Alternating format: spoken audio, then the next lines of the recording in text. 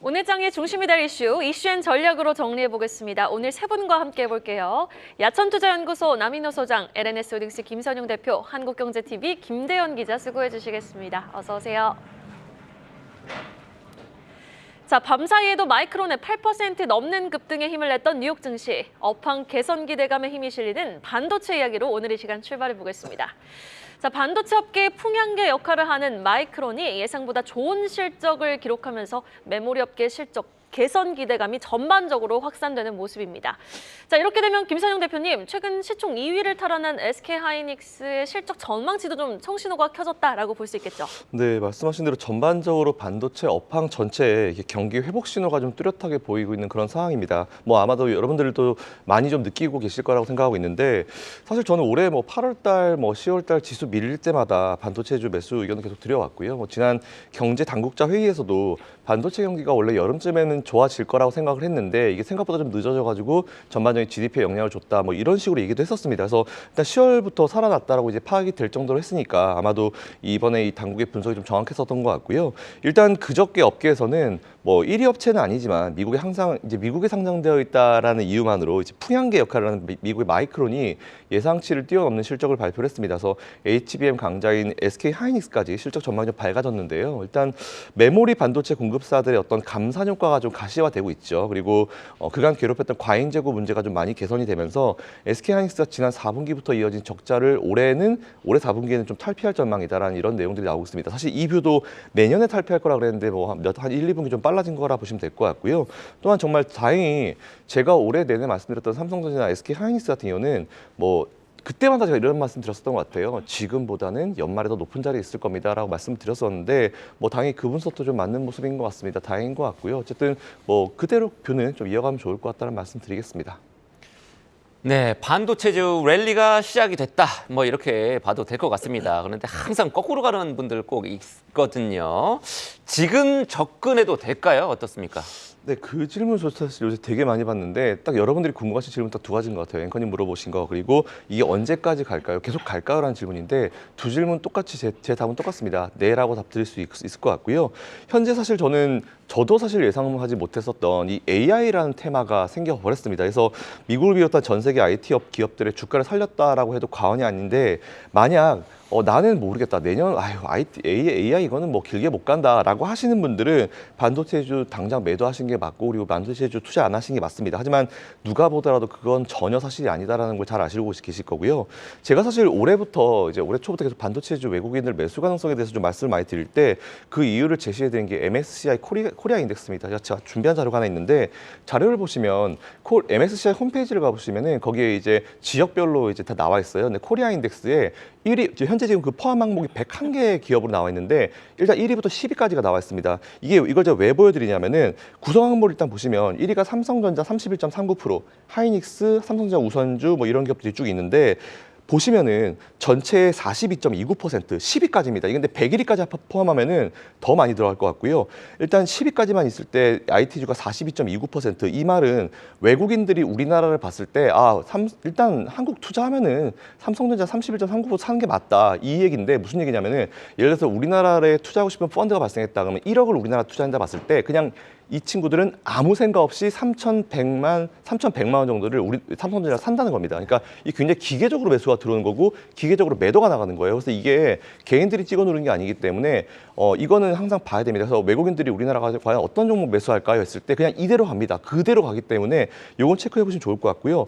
밑에 LG 에너지 솔루션 올라왔잖아요. 원래 없었거든요. 없었는데 10위까지 올라왔더라고요. 그래서 이제 이 밸런스도 아마 좀 맞춰줄 겁니다. 그래서 이게 보통 일반적으로는 시가총액 순위별로 가는 게 맞거든요. 그래서 이거랑 시가총액을 좀 구분하셔가지고 만일 이거는 4위에 있는데 시가총액에서 밑에 있다라고 하면은 앞으로 외국인들이 더 들어와서 매수해서 올릴 수 있겠구나라는 가능성을 생각하시면 되시기 때문에 이거 보시면 되시면 될 것 같고요. MSCI 인덱스라는 거는 전 세계에 거의 엄청난 그 펀드들이 다 이대로 합니다. 그냥 그대로 하는 어떤 이제 그 벤치마크 지수이기 때문에 이거 참고하셔가지고 투자해 보시면 좋을 것 같습니다.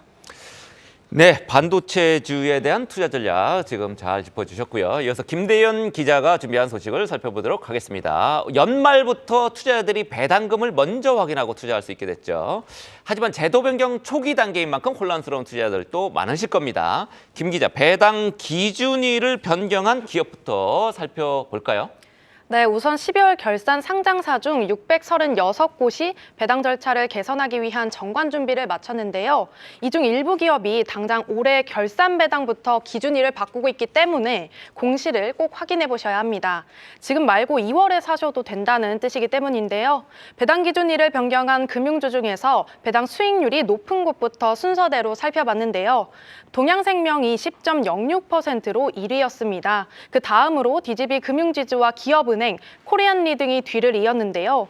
특히 증권가에선 4대 금융지주 종목을 내년 2월에서 3월까지 보유하면 배당금을 2번 받을 수 있다고 분석합니다. 현행 자본시장법상 분기배당일은 기준일이 3월, 6월, 9월 말로 고정되기 때문인데요. 따라서 내년 1분기 배당 기준일은 3월 말이 유력하고 이에 앞서 올 4분기 배당 기준일은 내년 2월 말에서 3월 중순에 결정될 가능성이 큰 겁니다. 또한 NH투자증권에 따르면 4대 금융지주의 2회 합산 예산 배당 수익률은 우리 금융지주가 6.4%로 가장 높았고 하나, KB, 신한금융지주 순이었습니다. 그런데 정관을 변경하지 않은 기업들도 있지 않습니까? 투자자들은 그렇다면 언제까지 좀 거래를 맞춰야 되는 겁니까? 네, 크리스마스 다음 날까지인데요. 네, 올해 마지막 영업일이 오는 28일이기 때문입니다. 29일은 휴장일이죠. 투자자들은 결산 배당 기준일로부터 2영업일 전에 매수해야 하는데요. 즉, 투자자들은 이번 달에 결산하는 상장법인에 정기 주주총회 의결권을 행사하거나 또 배당을 받으려면 오는 26일까지 해당 기업의 주식을 사야 합니다. 원래 배당 기준일이 매년 말일이었을 때는 이 투자자들이 배당금을 확인하지 못한 채 배당 투자를 해야 했는데요. 이 깜깜이 배당 이런 지적이 잇따르면서 금융당국이 선진국처럼 배당 제도를 바꾼 겁니다. 이미 미국이나 프랑스에선 배당액을 확정한 뒤에 배당 기준일을 정하고 있는데요. 앞으로는 우리나라도 투자자들이 주주총회에서 정한 배당금을 확인하고 또 해당 기업의 투자 여부를 결정할 수 있게 됐습니다. 다만 올해까지 정책 개선은 강제 사항이 아니다 보니 투자자들은 관심 기업의 배당액은 얼마인지 그리고 배당 기준일은 언제인지 등을 꼼꼼하게 확인해서 투자 전략을 점검할 필요가 있겠습니다. 네, 그렇죠. 뉴욕 증시 상장 기업들 대부분 분기 배당합니다만 직전 분기 실적을 내놓을 때 이제 배당금하고 그다음 배당 기준일 다 발표를 합니다. 그거 보고 나서 이제 투자를 보통 이제 하게 되죠. 한국도 이제 과도기인 만큼 혼란이 있을 수 있겠지만 더는 투자자들이 복불복 투자를 하지 않아도 될 것 같습니다. 증권가 전망 어떻습니까? 네, 증권가에서는 연말 배당락이 기존보다 완화할 것이라는 분석이 우세합니다. 통상 배당락일엔 증시 변동성이 컸죠. 그런데 배당 기준일을 변경하는 기업이 늘어나면 분산 효과 때문에 매물이 한꺼번에 쏟아져 나오면서 지수가 주저앉을 가능성도 줄어든다는 설명입니다. KB증권 측은 올해는 과도기이기 때문에 연말 배당락은 있겠지만 그 충격은 배당 기준일을 바꾼 기업이 많을수록 적어질 것이라며 기준일이 바뀌면 주당 배당금 즉 DPS 공시에 투자자들이 대응할 수 있어서 배당에 대한 시장의 평가도 볼 수 있다고 설명합니다. 이 때문에 DPS 공시 전에 고배당을 예상하고 보유하고 있던 투자자들이 배당받을지 말지 결정하는 것도 중요한 수급 변화가 될 것으로 내다보고 있는데요. 특히 이외에도 그동안 배당 예측 가능성이 떨어지다 보니 매매 차익 위주의 단기 거래에 집중되는 경향이 있었는데요. 절차가 개선되고 나서는 장기 투자가 활성화할 것이라는 기대감도 커지고 있습니다.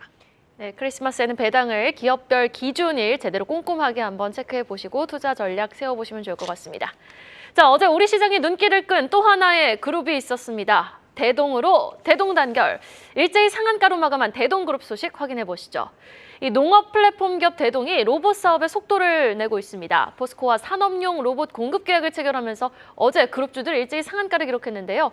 자, 남인호 소장님 주요 포인트 한번 짚어볼까요? 네, 우리말에 누이 좋고 매부 좋고라는 말이 있지 않습니까? 딱 그에 해당되는 그런 경우가 나왔습니다. 방금 소개해 주신 대동이 세계 최고의 제철 회사죠. 포스코에다가 내년 7월까지 산업용 로봇을 공급하기로 했습니다. 자, 왜 누이 좋고 매부 좋고 한번 봐보십시오. 여러분 지금 트랙터가 움직이고 있는데요. 저게 대동에서 만든 거거든요. 저거 쉽지가 않습니다. 저게 그냥 이 바퀴에 굴러가는 게 아니고요. 탈고 갈 때 보십시오. 그 벼를 이렇게 잘라가지고 또 뭡니까? 벽시하고 또 껍데기하고 다 분리시키지 않습니까? 그러니까 사실 우리가 생각할 땐 굉장히 단순 작업 아니냐 하는데 굉장히 복잡한 작업이거든요. 한 번에 여러 가지를 하죠. 그렇습니다.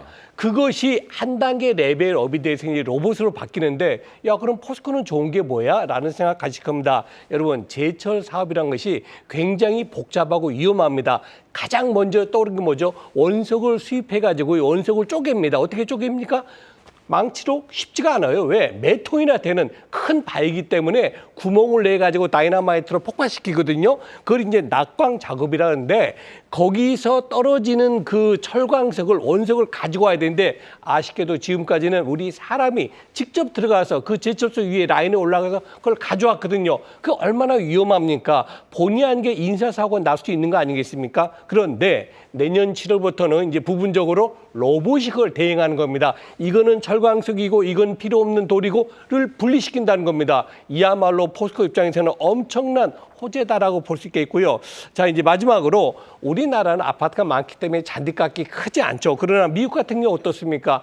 대부분 주말에 잔디깎는 시간 없잖아요. 그런 부분도 있고요. 또 최대 200km에 달하는 그 자재 운반을 바로 대동에서 로봇으로 만들겠다는 겁니다. 결론은 내년 2024년도부터는 대동의 관계자 말입니다. 드디어는 대동이 로봇을 만들어서 로봇을 출시하는 새로운 사업에 진출하는 5년이 된다. 이렇게 말을 해서 어제 대동그룹 3사가 모두 다 상한가까지 올라갔습니다. 네, 알겠습니다. 자, 그러면은 이어서 뜨거운 열기를 보여주고 있는 IPO 시장에 관한 새로운 소식도 한번 확인해 보도록 하겠습니다.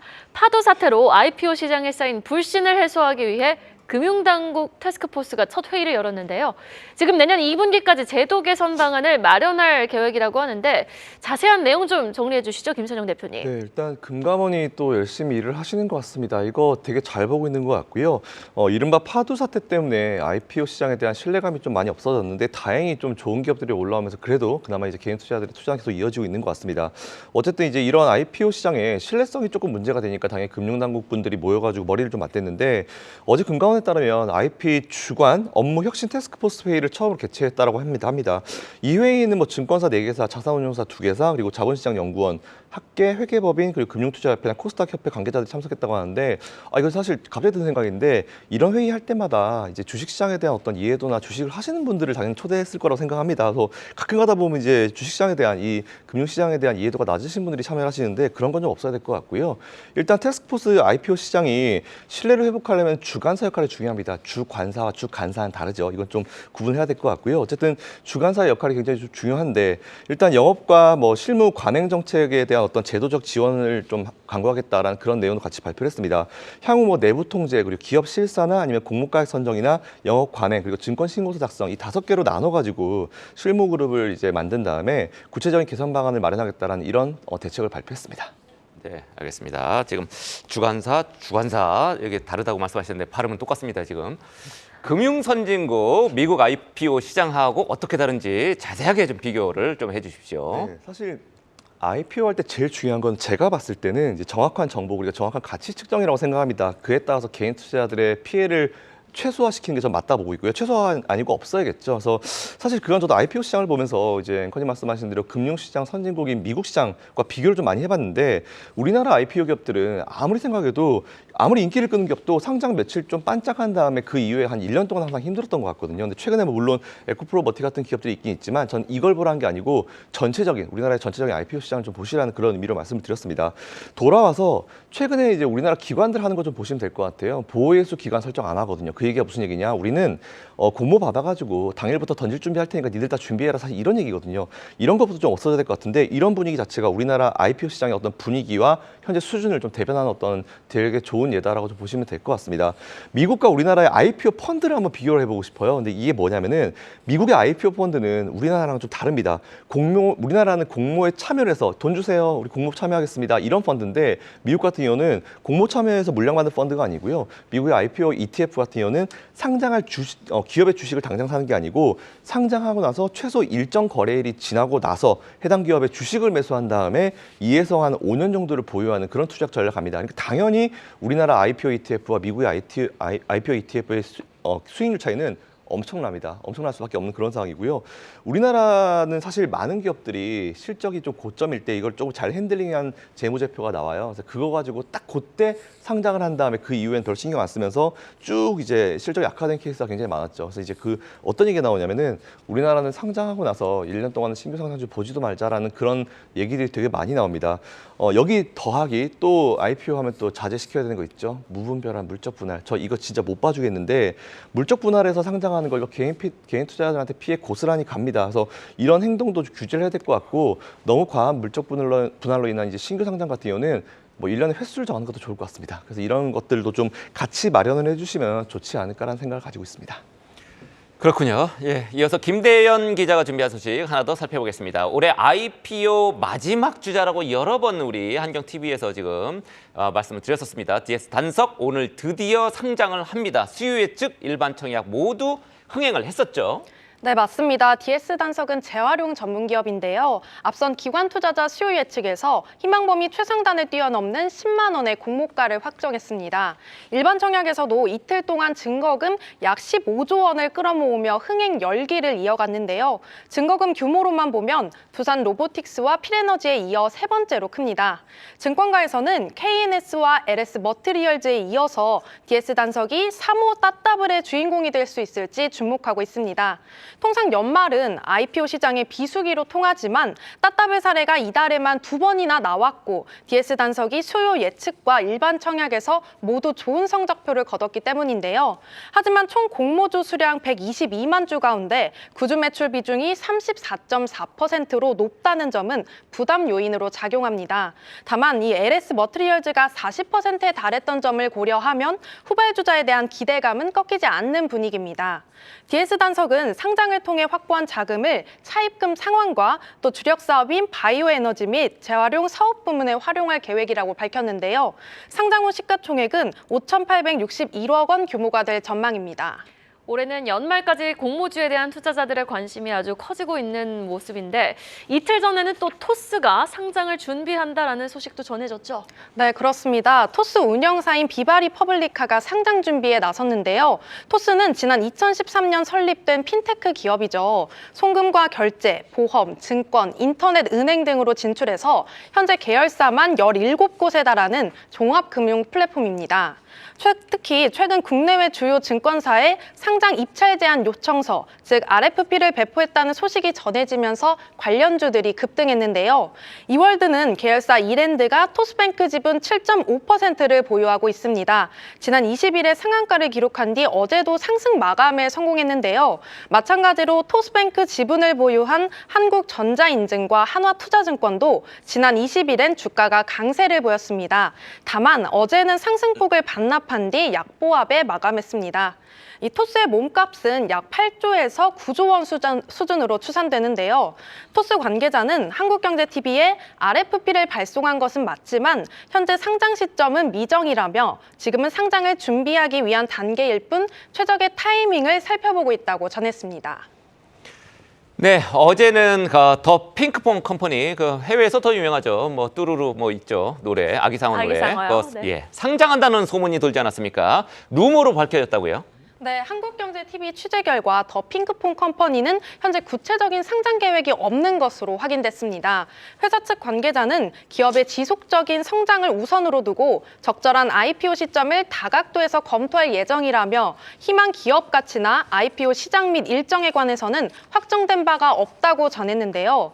더 핑크퐁 컴퍼니는 애니메이션 아기상어 제작사로도 유명하죠. 삼성출판사가 더 핑크퐁 컴퍼니의 지분 16.8%를 보유한 2대 기대 주주인데요. 어제 상장 루머가 돌면서 상한가를 기록했습니다.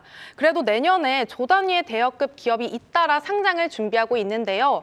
우선 뷰티테크 기업 APR이 내년 코스피 1호 상장을 앞두고 있고요. 이외에도 HD 현대마린솔루션과 엔카닷컴 등이 다음 따따블의 기대주로 꼽히고 있습니다. 네, 알겠습니다. 오늘 또 코스피 시장에 새로이 선정되는 DS 단석 주가 추이 한번 주목해 보셔야겠습니다. 마지막 소식입니다. 남인호 소장님과 이야기 나눠볼 텐데요. 지금 전국에 괴로울 정도의 맹추위 한파가 찾아왔습니다. 이 추위는 크리스마스 연휴까지 계속 이어질 전망이라고 하는데 이 와중에 우리 주식시장에선 온기가 도는 기업들이 있습니다. 난방기기, 또 도시가스 등 한파 관련주들의 상승세가 눈에 띄어요. 네, 그렇습니다.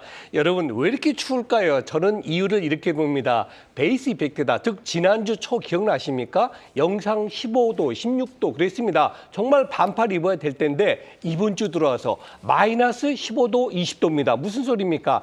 자그마치 일주일 만에 30도 이상이 급냉했다는 거죠. 이 영향으로 난방기기라든가 도시가스, 동계 의류업체, 그리고 겨울 기호작품, 뭐 호빵이라고 있죠. 네, 그리고 감기약 판매 등 이런 맹추위에 관련된 주가들이 어제 모두 다 급등세를 보이십니다. 그런데 이것이 이제 가장 주도가 되긴 쉽지 않아 보이지만은 오늘이 동짓날죠. 겨울의 시작이죠. 앞으로 적어도 2달 동안은 이 난방 관련주, 냉추위 관련주에 관심을 가지셔야 될 것 같습니다. 구체적인 투자 전략 어떻게 세우면 될 것 같습니까? 네, 아까 우리 김선영 대표께서 정말 좋은 자료 보여주셨습니다. 여러분, 저희가 여러분이라면 저는 오늘 캐피털 떠놉니다. MSCI 관련주 있잖아요. 그 10개 꼭 떠놓으십시오. 그것이 바로 내년도에 여러분들한테 수익을 줄 주요 종목들입니다. 저는 방금 소개해드린 난방 관련주들이 거기에 해당될 일은 크지 않다. 가능성 높지 않다. 그러나 틈새주란 게 있죠. 무슨 소리입니까? 주도주가 쉴 때 움직이는 게 이런 계절 관련주 아닙니까? 제가 여러분들 포트폴리오에서 한 5% 정도는 난방 관련주, 강추위 관련주도 한번 관심을 가지시면 좋겠습니다. 그렇군요. 자, 김선영 대표님 오늘장 전략을 들어보겠습니다. 오늘 시간 여유가 살짝 있습니다. 네, 전혀 준비되지 않은 오일장 전략. 네. 일단 뭐 전반적으로 시장 분위기는 잘 돌아가고 있는 것 같습니다. 뭐 지금 경기 침체에 대한 얘기가 또 나오고 있긴 한데 뭐 그건 좀 무시하시면 될 것 같고요.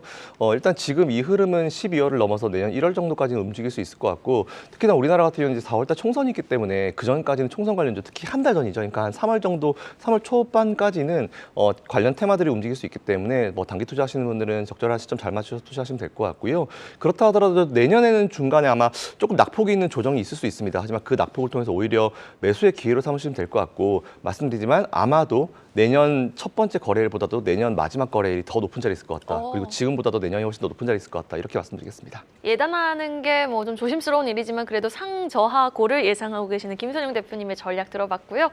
자, 남인호 소장님이 말씀해주신 2,600포인트는 쉬어가는 날에도 좀 지지가 되는 양상을 보였습니다.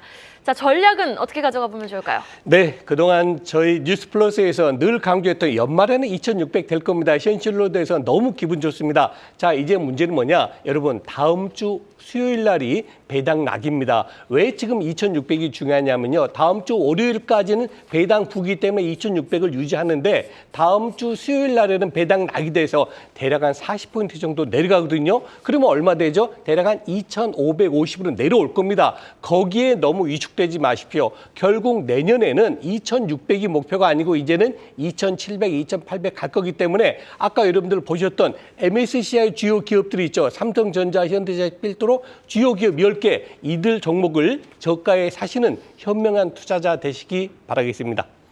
네, 알겠습니다. 오늘 이 시간 이렇게 세 분과 이야기 나눠봤습니다. 야천투자연구소 남인호 소장, LNS홀딩스 김선영 대표, 한국경제TV 김대현 기자 수고 많으셨습니다.